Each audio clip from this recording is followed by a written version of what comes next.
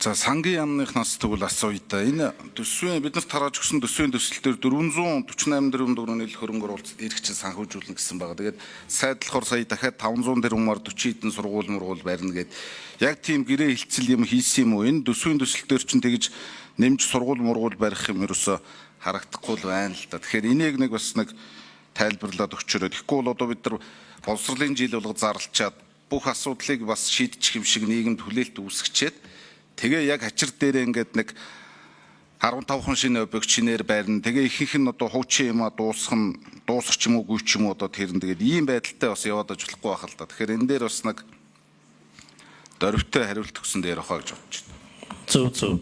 Гишүүний асуулт зөв байна шүү. Боловсролын жил игчээд яг хөрөнгө оруулалт юу яасан бэ? Сангийн яам хэн байгууллаа? Санжаад үзэр. Яг саяын тоонуудыг тодорхой хариулаач юу нэмэгдсэн? Нэмэгдээд байгаа юм юу байгаа юм? Нэг номер микрофон өөрийгөө танилцуулаад хариултаа хэлнэ. Гишүүний асуултанд хариулъя. Сангийн амтлаг жаргал.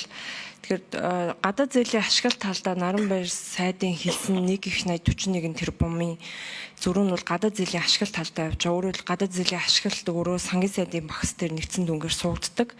За гүйцэтгэл дээр нь үндэслээд бид нар гэрээ хэлцэрэн байгуулагдсан төслүүдийг ингээд ашиглалтаа гаргаад явдаг байгаа. Яг улсын засгийн хөрөнгө оруулалт аралдаа бол 448 тэрбум. Тэгээ түрүүний хэлсэн яг 28 он хүртэл зорилтын хувьд бол ээлжин коэффициентийг сургууль дээр 2 цэцэрлэг дээр 1.2 болохын зорилтын хүрээнд 108 сургууль 95 цэцэрлэг гэдэг юм хэрэгцээ гарсан. Тэгэхээр энэ дээр бол улсын засгийн хөрөнгө оруулалтаар яг хуулийн шаардлага дээр сүүлийн 2 жилийн зураг төсвүүдэд яг бэлэн хэрэгжих боломжтой төслүүд.